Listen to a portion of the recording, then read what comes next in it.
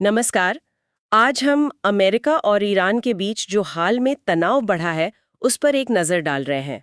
खास तौर पर राष्ट्रपति ट्रंप की कुछ मांगों को लेकर। जी। तो आज हम इन्हीं स्रोतों की थोड़ी गहराई में जाकर समझने की कोशिश करेंगे कि ये मांगे असल में क्या हैं, किस संदर्भ में की जा रही हैं और हाँ, अमेरिका के भीतर इसे लेकर क्या कुछ चल रहा है।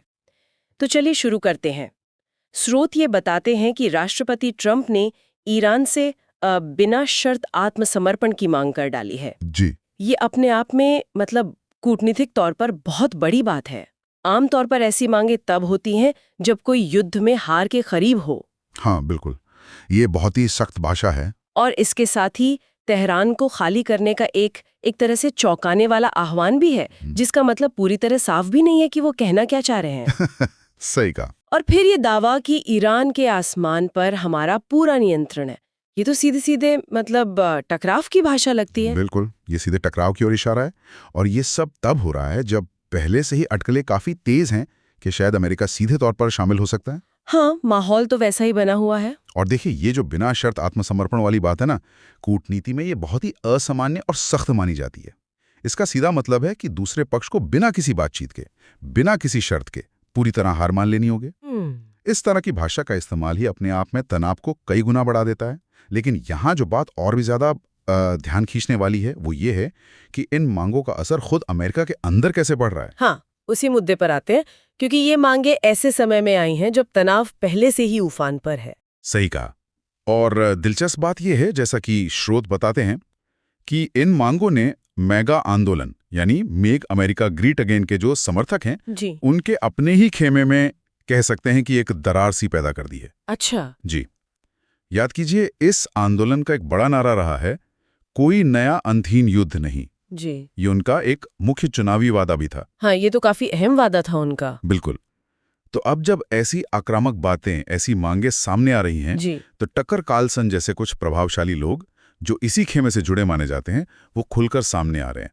वो एक तरह से अभियान चला रहे हैं कि ट्रंप को इस रास्ते पर जाने से रोका जाए। ये तो काफी दिलचस्प मोड़ है, मतलब एक ही विचारधारा के अंदर अलग अलग आवाजें उठ रही हैं। हाँ, क्योंकि ये अंतहीन युद्धों का विरोध उनके मूल सिद्धांतों में से एक था। तो एक तरफ तो ये आवाजें हैं जो उस पुराने वादे की याद दिला रही हैं, और दूसरी तरफ, जैसा कि स्रोत इशारा करते हैं, विदेश नीति के जो ज्यादा पारंपरिक सलाहकार हैं, या कह लें स्थापित सलाहकार हैं, जो शायद प्रशासन से जुड़े हैं या उसी सोच के हैं, वो ठीक इसके उलट सलाह दे रहे हैं। उनका शायद मानना है कि ईरान पर सख्ती दिखाना, दबाव बनाना ही सही रास्ता है। तो एक ही राजनीतिक खेमे के भीतर विदेश नीति को लेकर दो बिल्कुल अलग बल्कि विरोधी सोच टकरा रही हैं। बिल्कुल सही, यही इसकी जटिलता है।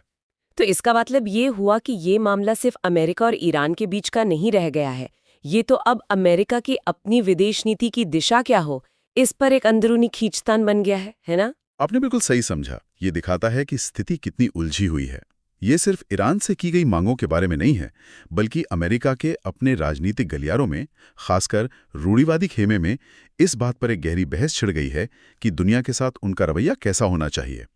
क्या वो अपने पुराने एंटी वॉर यानी युद्ध विरोधी स्टैंड पर टिके रहें, या फिर ज्यादा आक्रामक नीति अपनाएं? तो अगर हम आज की इस पूरी चर्चा को संक्षेप में देखें, हमने बात की कि कैसे राष्ट्रपति ट्रंप की ईरान से बिना शर्त आत्मसमर्पण जैसी सख्त मांगे सामने आई हैं।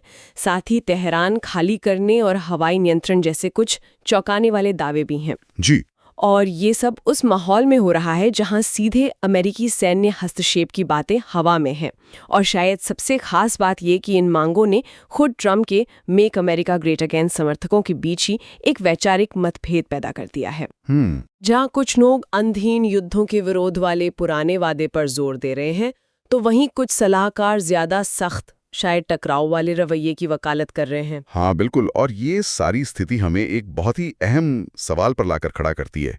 एक ऐसा सवाल जिस पर हमारे श्रोता भी सोच सकते हैं कि जब किसी बड़े राजनीतिक आंदोलन के जो बुनियादी सिद्धांत होते हैं और उसके नेता की जो तात्कालिक कार्रवाइयां या बयान होते हैं, उनके बीच जब ऐसा तनाव या टकराव पैदा होता है, हाँ, तो इसका उस आंदोलन के भविष्य पर और उसकी नीतियों की दिशा पर आगे चलकर क्या असर पड़ सकता है। ये एक ऐसी चीज है जिस पर आगे भी नजर बनाए रखनी होगी। ये देखना दिलचस्प होगा। बिल्कुल, ये सोचने वाली बात है।